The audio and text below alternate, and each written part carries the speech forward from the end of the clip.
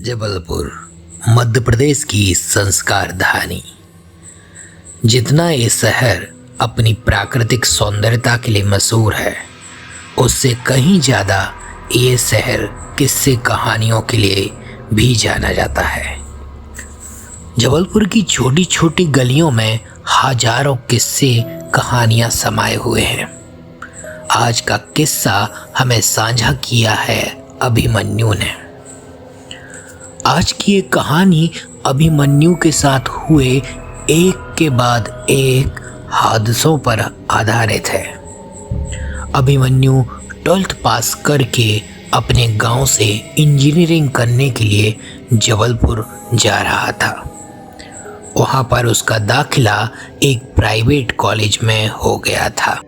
अभिमन्यु बहुत खुश था और उसका परिवार भी, पर किसी को कहाँ पता था कि ये खुशी सिर्फ चंद दिनों की ही है। अभिमन्यु जबलपुर के धनवंतरी नगर में किराए से रहने लगा। सब कुछ बढ़िया चल रहा था। फिर एक रात अचानक अभिमन्यु को एक लड़की की कानों में आवाज सुनाई दी। वो लड़की अभिमन्यु को अपने हाथ से इशारा करते हुए अपने पास बुला रही थी। वो चीख रही थी, चिल्ला रही थी। अभिमन्यु काफी डर गया था।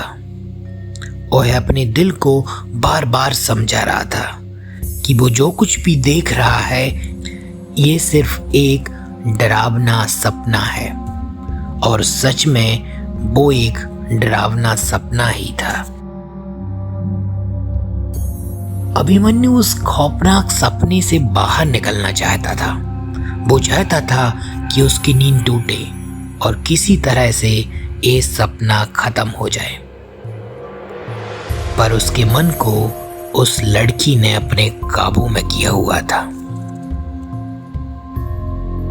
अभिमन्यु को अजीब अजीब तरीके के आदमखोर कुत्ते भी दिख रहे थे, जो अपने नुकीले दांतों से अभिमन्यु को अपना शिकार बनाना चाह रहे थे।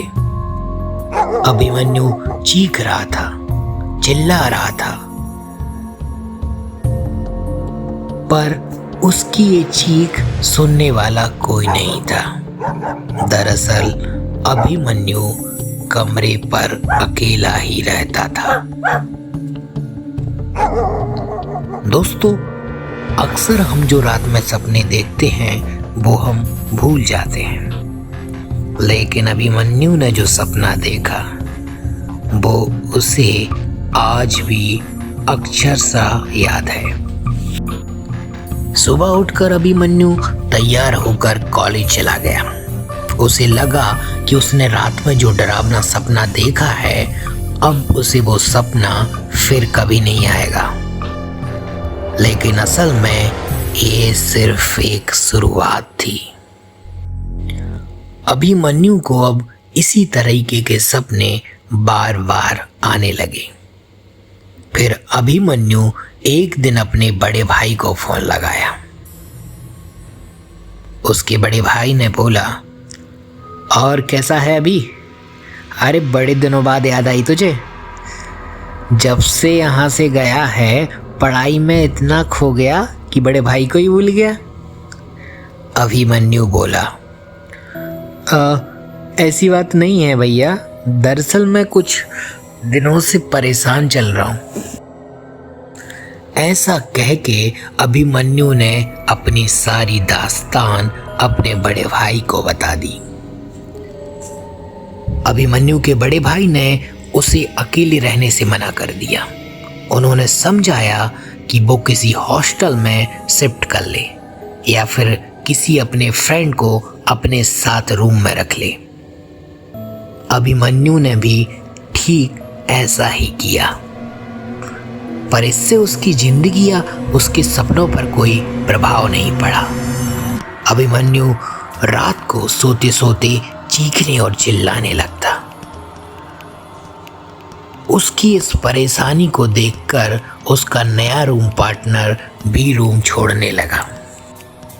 इसी तरह 10 साल गुजर गए। अब अभिमन्यु नागपुर की एक सॉफ्टवेयर कंपनी में अपनी पत्नी रिया के साथ काम करने लगा। जैसे जैसे 10 साल गुजर गए वैसे वैसे अभिमन्यु को सपने तो आना कम हो गए।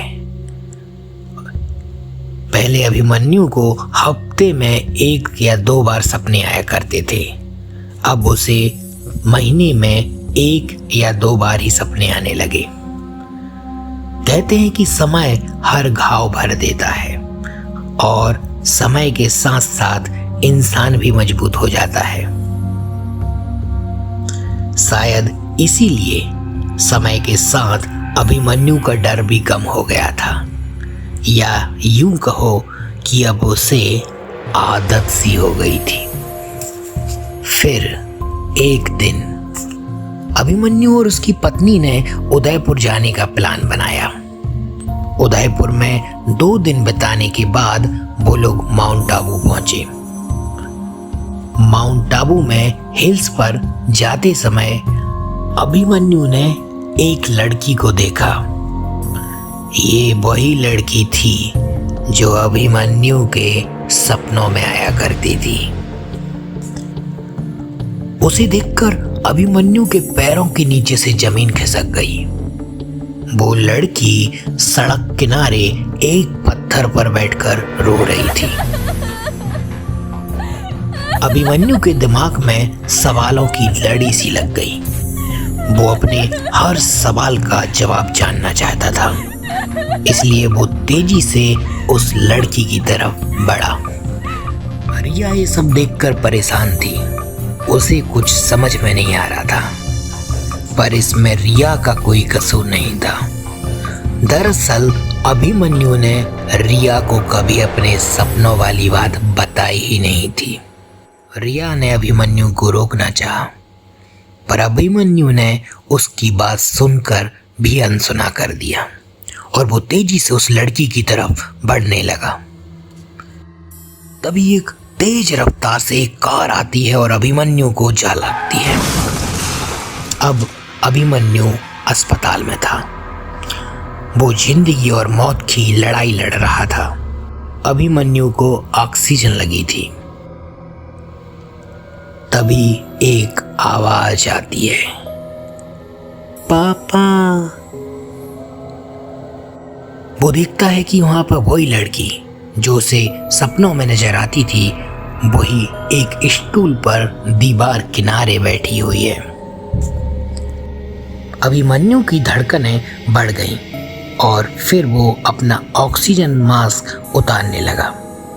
ये देखकर रिया काफी घबरा चुकी थी। उसने तुरंत डॉक्टर को भी बुलाया।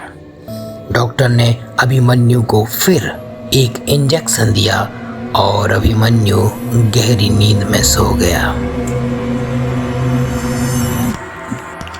अभिमन्यु को ठीक होने में 7 दिन गुजर गए। अभिमन्यु ने ठीक होते ही पूरी दास्तान अपनी पत्नी रिया को सुनाई। अभिमन्यु परेशान था।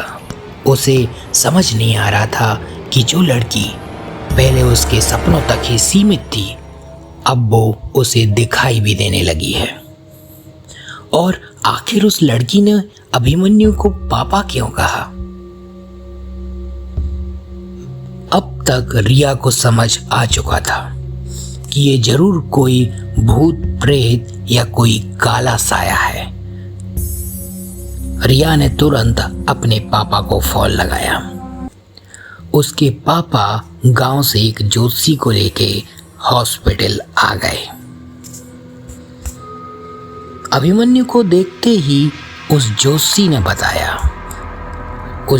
ने जो बताया वो रोंगटे खड़े कर देने वाला था।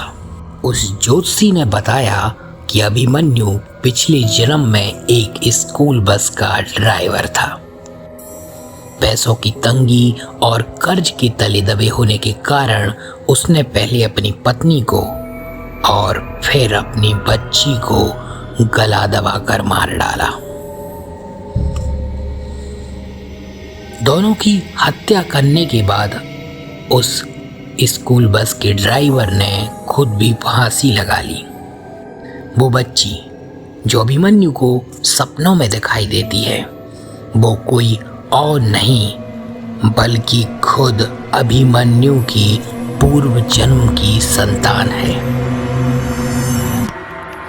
अभिमन्यु ने जो पूर्व जन्म में जो भी पाप किए हैं उसका परिणाम अभिमन्यु इस जन्म में भोग रहा है।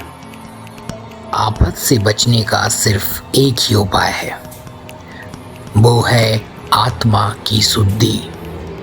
जोशी ने कहा कि अभिमन्यु को उसके पापों का प्रायश्चित करना होगा। जोशी के कहे अनुसार अभिमन्यु ने अपने पापों का प्रायश्चित किया। वो अपनी कमाई का 30% धर्म के कामों में लगा दिया करता था। अब अभिमन्यु को डरावने सपने नहीं आते, पर उससे पूर्व जन्म में जो भी गलतियां हुई हैं वो गलतियां आज भी उसे अंदर ही अंदर खाए जा रही है।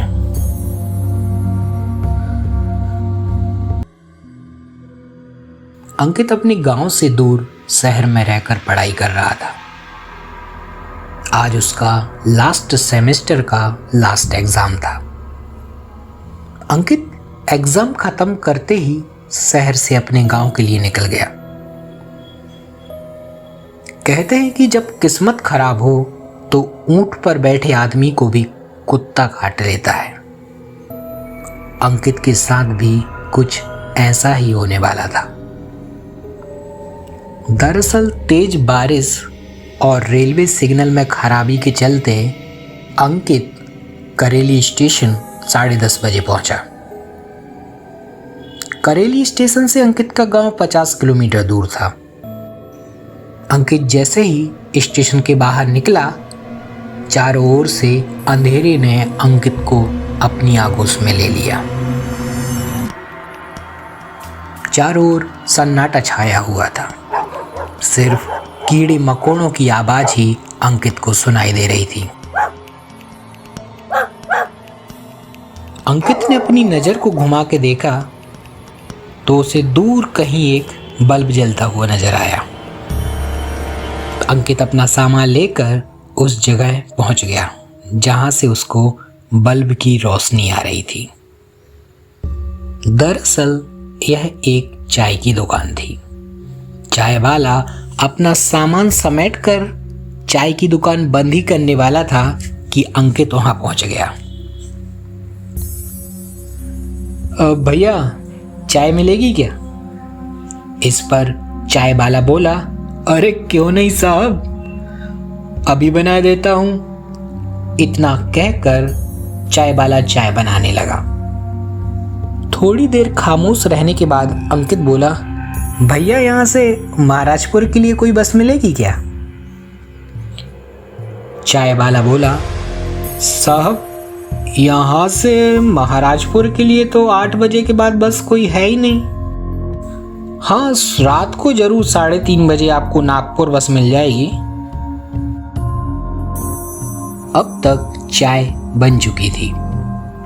चाय वाले ने चाय का गिलास अंकित को थमाते हुए कहा, साहब आप चाहें तो हाईवे से जरूर आपको कोई ट्रक या किसी वाहन में कुछ लिफ्ट वगैरह मिल जाएगी, उससे आप जरूर जा सकते हैं।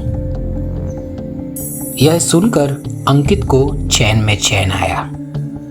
चाय की चुस्की लेते हुए अंकित बोला, अब भैया हाईवे यहां से कितना दूर है? इस पर चाय वाला बोला, यही रास्ता सीधा आगे 50 मीटर दूर पर है एक बाईपास, वहां से आपको ढेरों साधन मिल जाएंगे साहब। अपनी चाय खत्म करते ही अंकित पैदल हाईवे की तरफ निकल पड़ा। रास्ता एकदम सुनसान और खामोश था। बारिश हो जाने के कारण चांद की रोशनी को बादलों ने ढक दिया था। अंकित बड़े सहमे सहमे कदमों से हाईवे की तरफ बढ़ रहा था और बार बार अपने मन में यही सोच रहा था कि अगर उसे ये सब पता होता कि उसके साथ ये सब होने वाला है तो रात को ना आकर वो सुबह किसी ट्रेन से आ जाता। अपने आप से बातें करते करते अंकित हाईवे पर पहुंच चुका था। सड़क किनारे खड़ा अंकित हाईवे से गुजर रहे सभी वाहनों को हाथ देकर लिफ्ट मांग रहा था।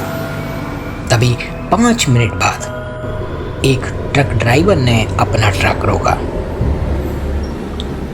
ट्रक ड्राइवर बोला, कहाँ जाओगे? तब अंकित बोला, यहाँ से सीधे 50 किलोमीटर दूर मेरा गांव है, महाराजपुर, वहाँ जाना है मुझे। अब ट्रक ड्राइवर बोला, ठीक है, बैठ जाओ, 100 रुपये दे देना।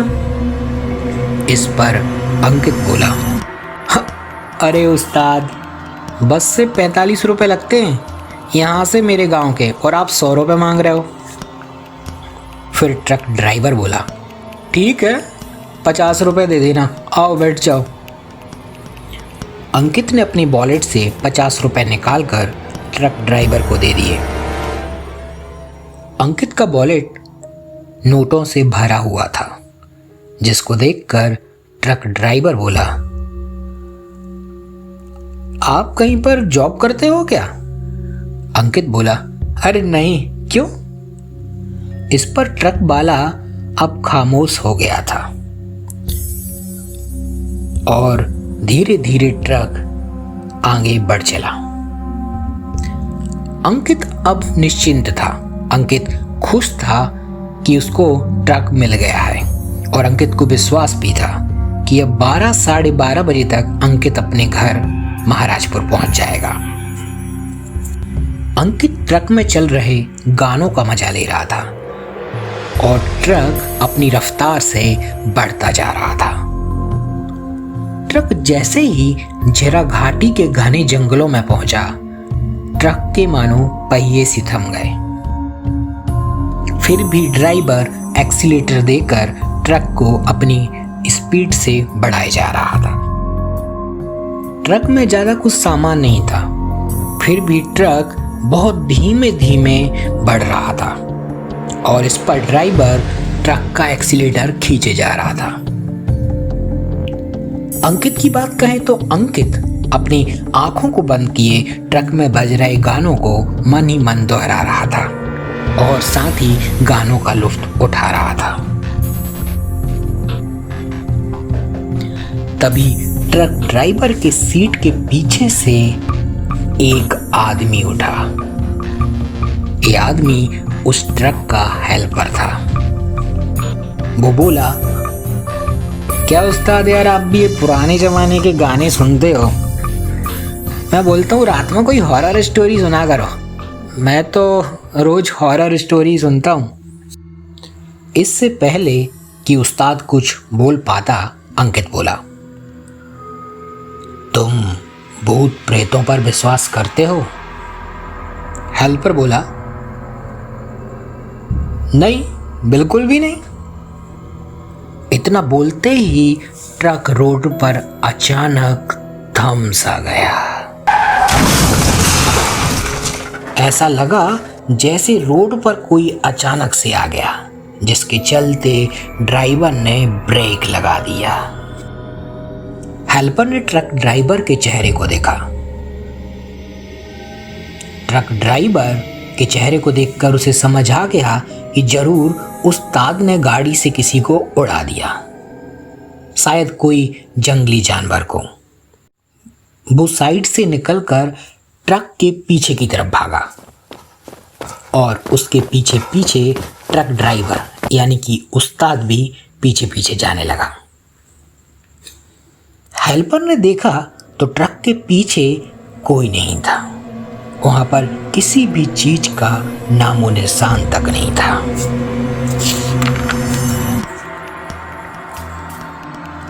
ट्रक ड्राइवर को भी कुछ समझ नहीं आ रहा था। ट्रक ड्राइवर अपने मोबाइल की फ्लैश लाइट से ट्रक के पहिए देखने लगा, यह सोचकर कि शायद उनमें कुछ खून लगा हो, पर उसका अंदाजा एकदम गलत था। ट्रक के चक्के एकदम कोयले की तरह काले थे। अपने उस्ताद को परेशान देखकर हेल्पर बोला, क्या हुआ उस्ताद, ऐसे ब्रेक क्यों मारा? मेरी तो जान ही निकल गई थी। इस पर ट्रक ड्राइवर बोला, वो रोड के सामने मैंने कुछ देखा, कुछ काली सी परछाई, ऐसा लगा जैसे कोई काला बूढ़ा आदमी हो। हेल्पर बोला, अरे उस्ताद, आप गाड़ी चलाते चलाते नींद भी ले लेते हो, कुछ नहीं है यहाँ पर, शायद आपकी झपकी लग गई होगी, उसी के चलते कुछ सपना अपना देख लिया होगा। तभी अचानक से एक आवाज आई। यह आवाज सुनकर हेल्पर बोला, हाँ भाई आ रहे हैं हम लोग। यह बोलकर हेल्पर और ट्रक ड्राइवर दोनों ट्रक की ओर चल दिए। जैसे ही हेल्पर ट्रक ड्राइवर की साइड से ट्रक पर चढ़ा, उसने देखा कि ट्रक में कोई नहीं था। अगर ट्रक में कोई नहीं था तो फिर ट्रक का हॉर्न किसने बजाया था? और वो लड़का जिसका नाम अंकित था, वो अचानक से कहां गायब हो गया था? हेल्पर को कुछ गड़बड़ सा लगा। वो बोला, उस्ताद आप आराम से यहाँ पे पीछे बैठ जाओ, गाड़ी मैं चलाता हूँ। तभी उन्हें एक आवाज सुनाई दी, गाड़ी मत चलाना वरना सब मारे जाओगे। उन दोनों ने आसपास देखा तो आसपास कोई नहीं था। हेल्पर के हाथ पैर कांप रहे थे। उसने अपने कांपते हुए हाथों से ट्रक को स्टार्ट किया। ट्रक चालू होते ही एक बार फिर आवाज आई, मैंने कहा था गाड़ी मत चलाना वरना सब मारे जाओगे। वो लोग बहुत बुरी तरह डर रहे थे, फिर भी जय हनुमान का नाम लेते हुए उन्होंने ट्रक को आगे बढ़ा दिया।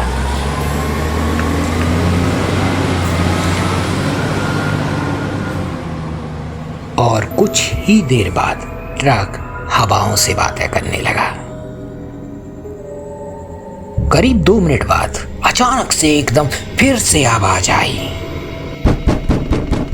और इस आवाज को सुनकर मानो उन दोनों की नींद सी टूट गई हो, या उन दोनों को ऐसा लगा कि जैसे उनका कोई सपना सा टूट गया। हेल्पर जो कि ट्रक चला रहा था, उसने साइड में लगी खिड़की से देखा तो खिड़की के उस तरफ अंकित था।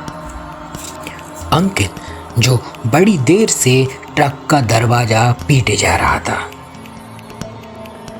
और कहे जा रहा था, अरे भाई दरवाजा तो खोलो यार, कब से मैं ये दरवाजा खटखटाए जा रहा हूं। अंकित को देखकर हेल्पर और साइड में बैठे ट्रक ड्राइवर दोनों की सिट्टी पिट्टी गुम हो चुकी थी। उन दोनों को समझ नहीं आ रहा था कि अचानक से अंकित यहाँ पर कैसे आ गया, जिसे वो 2-3 किलोमीटर पीछे छोड़ आए थे। तभी उस्ताद की नजर रोड किनारे लगे एक साइन बोर्ड पर पड़ी, जिस पर लिखा था महाराजपुर 15 किलोमीटर।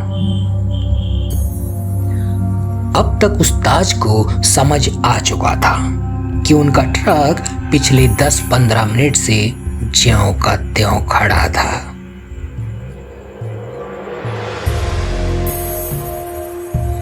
तभी एक तेज रफ्तार से ट्रक निकला, जो सड़क पर खड़े अंकित को रौंदते हुए आगे निकल गया।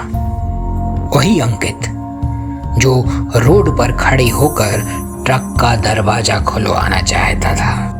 तभी अचानक वो दूसरे ट्रक का ड्राइवर, जिसने अभी अभी अंकित को रौंदा था, उसके कानों में एक आवाज आई,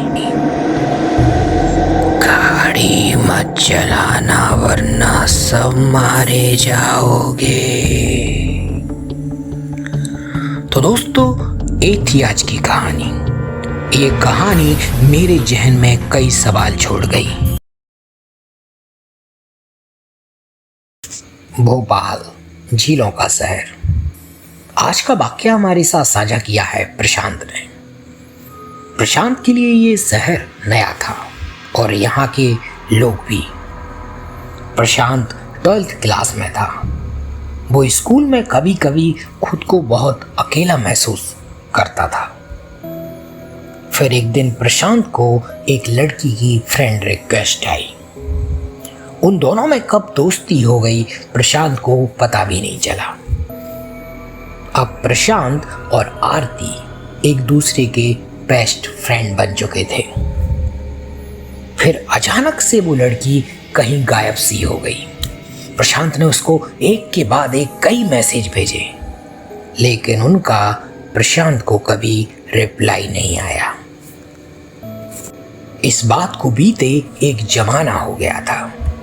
12th क्लास में पढ़ने वाला प्रशांत अब सॉफ्टवेयर इंजीनियर हो गया था। वो गांधीनगर की किसी प्राइवेट कंपनी में जॉब करता था। सब कुछ बढ़िया चल रहा था कि फिर एक दिन अचानक प्रशांत को ऑफिस में देर हो गई। प्रशांत ने टाइम देखा तो रात के 2:30 बज रहे थे। प्रशांत अहमदाबाद में रहता था और वो अहमदाबाद से गांधीनगर डेली अप डाउन करता था। काफी रात हो गई थी तो प्रशांत बिना बताए अपने दोस्त राहुल के अपार्टमेंट चला जाता है। राहुल गांधीनगर में ही रहता था। जैसे ही प्रशांत राहुल के अपार्टमेंट में घुसा, लाइट जा चुकी थी।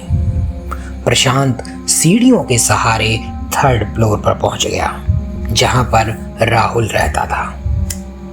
प्रशांत राहुल के फ्लैट नंबर 302 की तरफ बढ़ रहा था।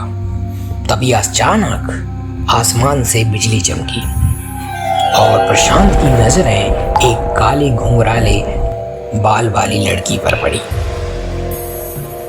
वो लड़की गैलरी की विंडो से आसमान को टुकटुकी लगाए देख रही थी। प्रशांत को पहले तो ये थोड़ा सा अजीब लगा, तो प्रशांत बोला, एक्सक्यूज मी, मुझे लगता है कि जोर की बारिश आने वाली है, तो आपको इस तरह खिड़की के यहाँ पर खड़ा नहीं होना चाहिए। प्रशांत ने इतना कुछ कहा पर उस लड़की की कान पर जूं तक नहीं लगा। प्रशांत को लगा कि शायद बिजली की आवाज के कारण उस लड़की ने कुछ सुना नहीं। इसलिए प्रशांत फिर बोला, एक्सक्यूज मी, आपको इतनी रात में यहाँ खिड़की के पास खड़ा नहीं होना चाहिए। बिजली बहुत तेज चमक रही है, बारिश भी आने वाली है, मौसम ठीक नहीं है।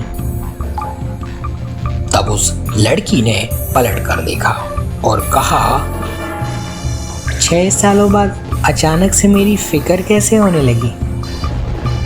प्रशांत को वो लड़की साफ साफ नजर नहीं आ रही थी।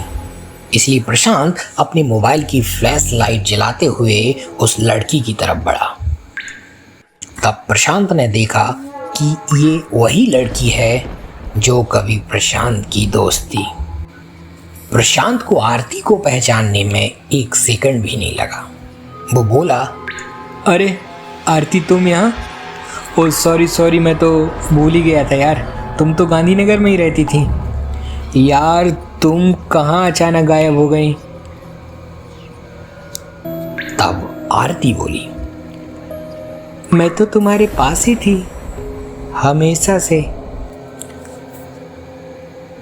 प्रशांत ने कहा, तुम बातें बड़ी अच्छी कर लेती हो। अच्छा, रात बहुत हो गई है, तुम्हारा फ्लैट नंबर क्या है? हम सुबह मिलते हैं। तब आरती ने कहा, फ्लाइट नंबर 301। प्रशांत बोला, अच्छा तुम यहाँ खड़ी मत हो, रात बहुत हो गई यहाँ और बारिश भी होने लगी है, तो जाओ अब तो तुम अपने फ्लैट में जाओ, हम सुबह मिलते हैं। ओके। सुबह का वक्त था। प्रशांत ऑफिस के लिए निकल रहा था।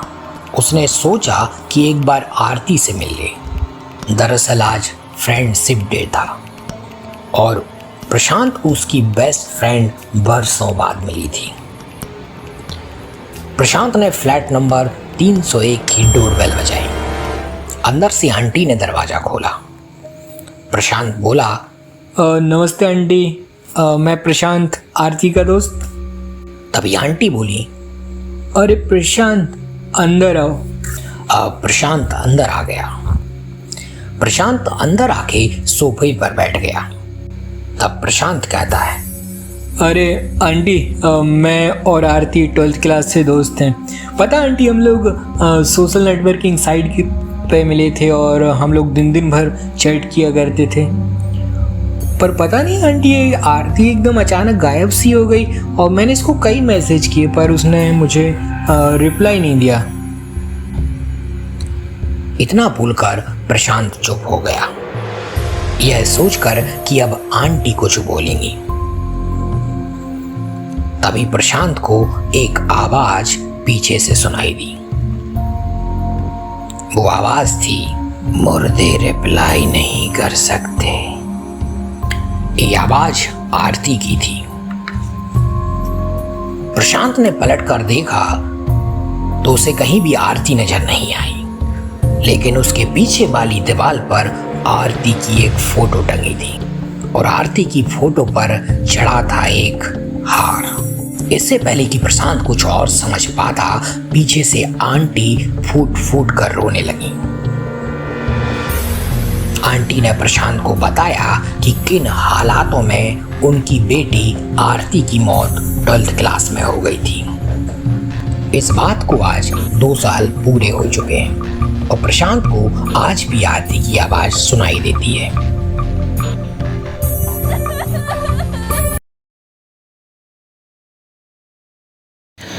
जिसे आप लोग एक मामूली सी कहानी समझ रहे हैं, वो कोई कहानी नहीं बल्कि एक पहेली है। एक ऐसी पहेली जिसे मैं आज तक नहीं सुलझा पाया। उस दिन बरसात की रात थी।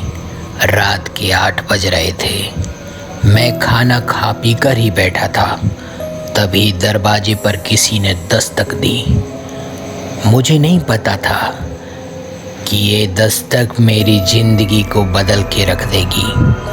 मैंने दरवाज़ा खोला तो सामने एक डाकिया खड़ा था और उसके हाथों में था मेरा जॉब ऑफर, जिसकी ज्वाइनिंग डेट कल की ही थी। अगले दिन मुझे सुबह 8 बजे महाराजपुर पहुंचना था। महाराजपुर की दूरी मेरे गृहनगर से 260 किलोमीटर थी। मैं ये नौकरी खोना नहीं चाहता था, इसलिए मैंने बाइक उठाकर रात को ही महाराजपुर के लिए निकल पड़ा। रात के 12:30 बज चुके थे और मैं NH 44 पर देवरी पहुंच गया था। अब यहाँ से महाराजपुर की दूरी सिर्फ 16 किलोमीटर थी। यहाँ एक टपरी पर चाय पीकर मैं महाराजपुर के लिए रवाना हो गया। बरसात पहले से तेज हो गई थी, इसलिए मैं गाड़ी धीमे धीमे चला रहा था। सड़कों पर पानी भरा था, दूर दूर तक कोई दिखाई नहीं दे रहा था। फिर अचानक मेरी बाइक बंद हो गई। रात के 1 बज रहे थे। मैंने काफ़ी कोशिश की पर बाइक स्टार्ट होने का नाम ही नहीं ले रही थी। इसलिए मैंने बाइक को साइड में लगाकर वहीं रुकने का फैसला किया। ये मेरी जिंदगी का सबसे बेकार फैसला था। बारिश अब रुक चुकी थी। तभी मुझे एक ट्रक की आवाज़ सुनाई दी। मैंने हाथ देकर उससे मदद मांगना चाहिए, पर वो ट्रक वाले ने वहाँ ट्रक नहीं रोका। बारिश के कारण मैं आधा भीग चुका था। तभी मुझे दूर एक खेत में आग जलती हुई दिखाई दी। मैंने समय को देखते हुए वहाँ जाने का निश्चय कर लिया। पास जाकर देखा तो एक झोपड़ी थी जहाँ एक बाबा खाट पर सो रहा था। मैंने बाबा को उठाया और अपनी व्यथा सुनाई। बाबा बोला, बेटा, यहाँ अक्सर लोगों की गाड़ियाँ खराब होती रहती हैं। मैंने कहा, बाबा, यहाँ से महाराजपुर कितना किलोमीटर दूर है? बाबा ने कहा, 3 किलोमीटर। फिर मैंने बाबा से पूछा, ये जगह कौन सी है? बाबा ने कहा, माझा। इतना बोलते ही झोपड़ी में लाइट चली गई। अब तक मुझे सब कुछ सामान्य लग रहा था, पर ये मेरा वहम था। मैं पास में जल रही आग के पास बैठ गया। तभी अंदर से बाबा का बेटा आया। उसके हाथ में एक लालटेन थी।